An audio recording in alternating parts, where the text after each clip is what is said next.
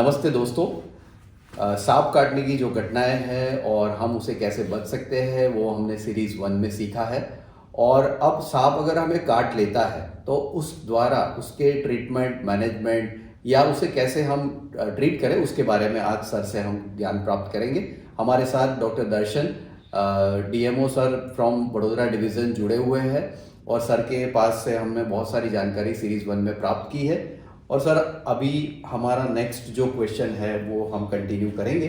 Sir उसमें ये है कि अगर हमें सांप काट ले तो तुरंत क्या कदम उठाने चाहिए और प्राथमिक उपचार के लिए क्या किया जाना चाहिए।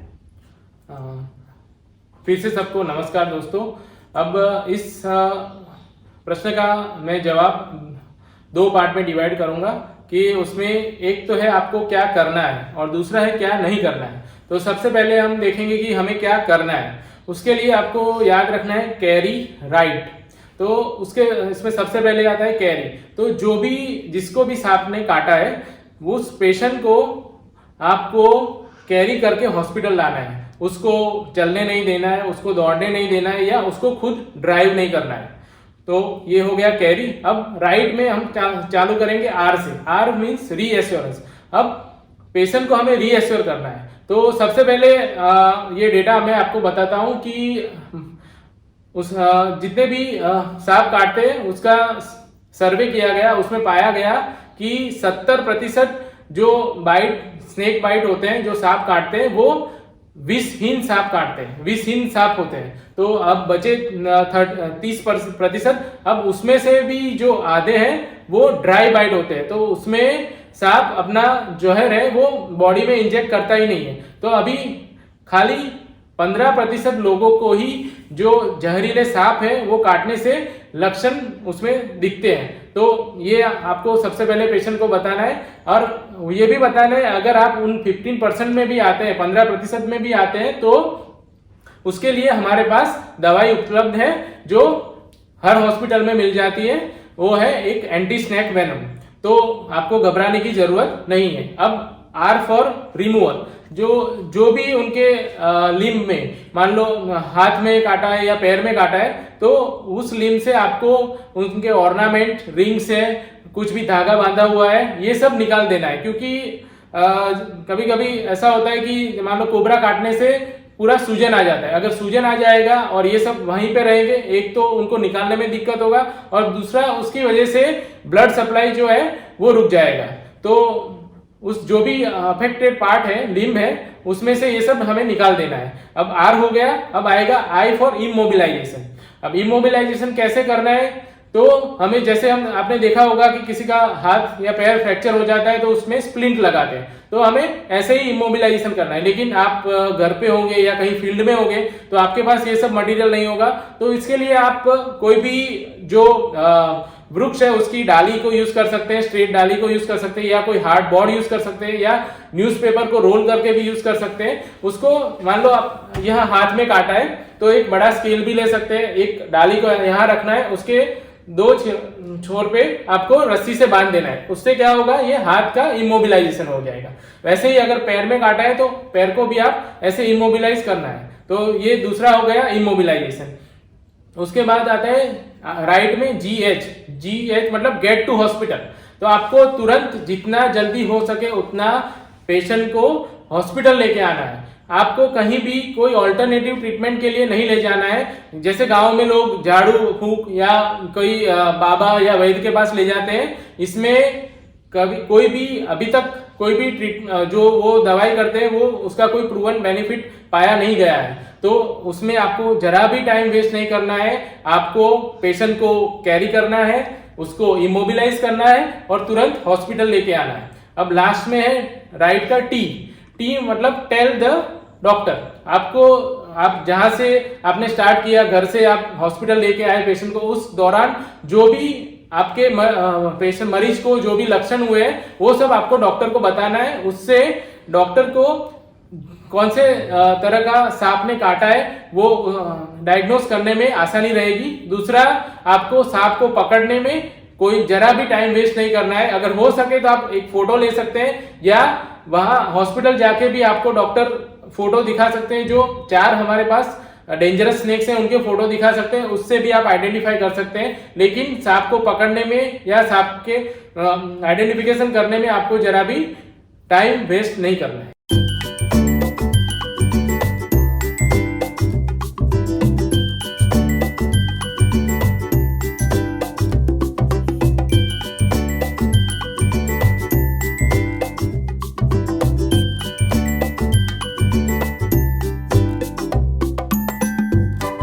कि हमें क्या करना है, अब क्या नहीं करना है। तो उसमें आपको सबसे पहले ध्यान रखना है कि जहां पे भी सांप ने काटा है वहां पे कोई भी तरह का कट नहीं लगाना है।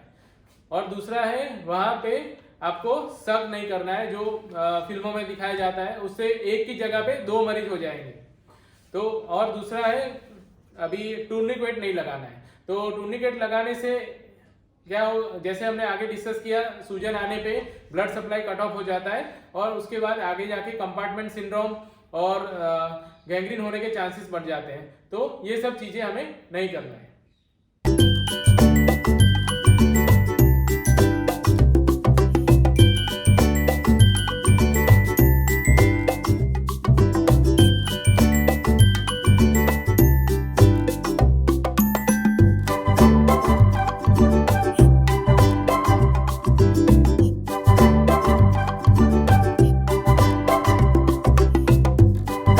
सर हमें ये बताइए कि सांप के काटने के जो सामान्य लक्षण हैं और संकेत ये क्या होते हैं और किस प्रकार के लक्षणों से यह पता चलता है कि ये जो काटने वाला सांप था वो विषैला था।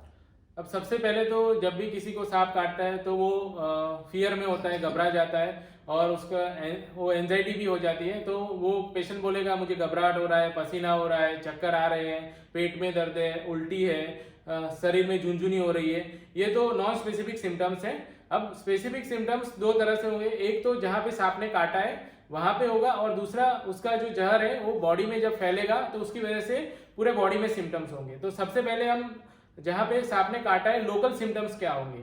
तो सबसे पहले हमने देखा कि क्रेट जो ऐसा सांप है उसमें कभी कभी आपको जो सांप के काटने के निशान भी नहीं मिलते हैं और जहाँ सांप ने काटा हुआ है वहां पे कोई भी जात का दर्द या कोई भी जात का सूजन नहीं होता है। इसके अलावा जो दूसरे 3 सांप है उसमें जहां पे भी सांप ने काटा है वहां पे आपको 2 फैंग मार्क्स दिखेंगे, सांप के काटने के निशान दिखेंगे और उसके साथ वहां पे सूजन हो सकता है या दर्दी को वहां पे पेन हो सकता है या वहां पे स्वेलिंग हो सकता है।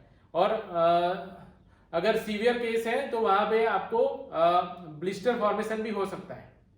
और अब ये हमने देखा कि जो लोकल सिम्टम्स क्या है। अब आपको बॉडी में जहर फैलने के बाद सिस्टेमिक सिम्टम्स क्या होते हैं, उसमें हमने देखा कि 2 तरह के सांप होते हैं, एक न्यूरोटॉक्सिक और दूसरे होते हैं हिमोटॉक्सिक।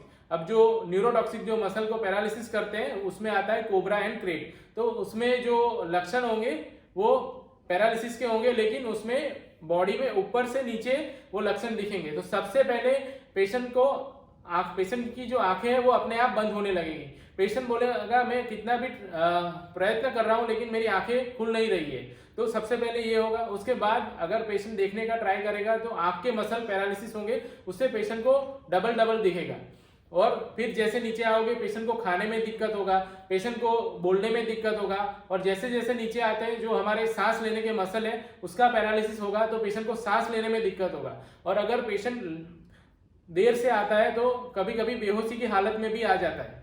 तो ये हुआ हमारा न्यूरोटॉक्सिक। दूसरा है हमारा हिमोटॉक्सिक, जो वाइपर होते हैं, Russell viper and so scaled viper, उसमें वो खून को पतला कर देते हैं और वो जमता नहीं है। तो सबसे पहले एक तो आपका जो जहाँ पे सांप ने काटा है वहां से आपका कंटिन्यूअस ब्लड निकलता रहेगा। दूसरा है बॉडी में कहीं से भी खून निकलना चालू हो जाएगा, आंखें लाल हो जाएगी, उसके बाद नाक से खून निकलना चालू हो जाएगा, फिर गम्स से भी खून निकलना चालू हो जाएगा। पेशेंट अगर थूकेगा तो उसमें भी खून आएगा और बॉडी में भी खून लीक होगा तो उसकी वजह से बॉडी की कैविटीज में भी ये ब्लड इकट्ठा होना चालू हो जाएगा। उसकी वजह से पेशेंट का बीपी ड्रॉप होगा और पेशेंट को चक्कर आएगा और उसके बाद पेशेंट शॉक में चला जाएगा।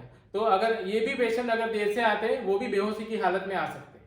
तो ऐसे हमने देखा कि ये लोकल भी सिम्टम्स होते हैं और सिस्टेमिक भी सिम्टम्स होते हैं।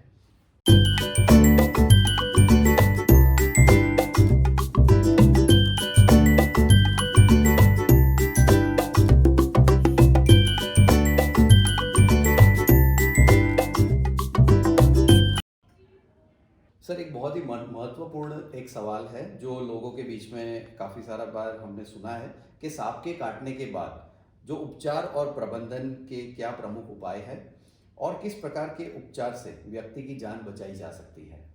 अभी जैसे हमने डिस्कस किया कि 4 जो सबसे डेंजरस सांप हैं, तो हमारे पास एक एंटी स्नेक वेनम अवेलेबल है जो पॉलीवेलेंट एंटी स्नेक वेनम है, जो ये 4 जो cobra, crate, Russell viper and so scaled viper, इसमें से कोई भी सांप अगर आपको काटता है उसके अगेंस्ट काम करता है। तो ये हमारे पास अवेलेबल रहता है हॉस्पिटल में, और वर्ल्ड हेल्थ ऑर्गेनाइजेशन के अनुसार वो एसेंशियल लिस्ट में आता है, तो हर हॉस्पिटल में वो अवेलेबल रहता है। तो कोई भी सांप काटे इन 4 में से, ज़्यादातर यही सांप काटते हैं और यही सबसे ज़्यादा खतरनाक है, तो उसको न्यूट्रलाइज करने के लिए हमारे पास ये अवेलेबल है। तो आपको ध्यान ये रखना है कि मरीज को जल्दी से जल्दी, जितना हो सके उतना हॉस्पिटल जल्दी लेके आना है, क्योंकि ये जो एंटी स्नेक वेनम है जो यूजुअली जो खून में फ्री फॉर्म में जो आपका ये जहर घूम रहा है, टॉक्सिन घूम रहा है, उसको न्यूट्रलाइज करता है। एक बार वो कोशिका को अटैच हो जाता है, उसके बाद उसको न्यूट्रलाइज होने में टाइम लगता है, कभी कभी नहीं भी हो पाता है। तो आपको यही याद रखना है कि जल्दी से जल्दी आप अस्पताल पहुंच जाएं।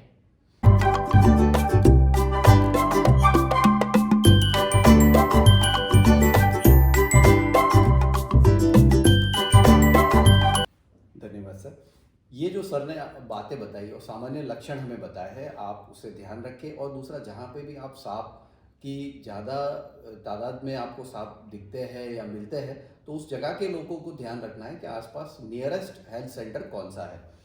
आज के इस पॉडकास्ट में हमने सांप के काटने का लक्षण, उसके कारण और उपचार और बचाव के जो उपाय जो सर ने बताए, और कितना जल्दी आप जल्द से जल्द मरीज को अस्पताल पहुंचा सकते हैं, इसके बारे में ध्यान रखें। दूसरा दोस्तों, ये सबसे महत्वपूर्ण बात यह है कि हमें ये समझना चाहिए और आवश्यकता जाननी चाहिए कि सांप के काटने से घबराने की आवश्यकता नहीं है। सही समय पर सही उपचार बहुत ही जरूरी है। और हम आशा रखते हैं कि आज का ये जो पॉडकास्ट है, आपको सांप के काटने के संबंधित जो महत्वपूर्ण जानकारी मिली है, आप उसका उपयोग करेंगे। और ये जो YouTube चैनल है, इसका जो पॉडकास्ट है, ये जो सीरीज़ 2 हमने रिलीज़ की, सीरीज़ 1 एंड सीरीज़ 2, आप सभी से शेयर करें और ज़्यादा से ज़्यादा जानकारी लोगों तक पहुंचाएं। मैं डॉक्टर दर्शन, DMO सर, वडोदरा डिवीज़न, आपका धन्यवाद करता हूं। आपका अमूल्य समय आपने हमें दिया और बहुत ही महत्वपूर्ण जानकारी हमें प्राप्त करवाई।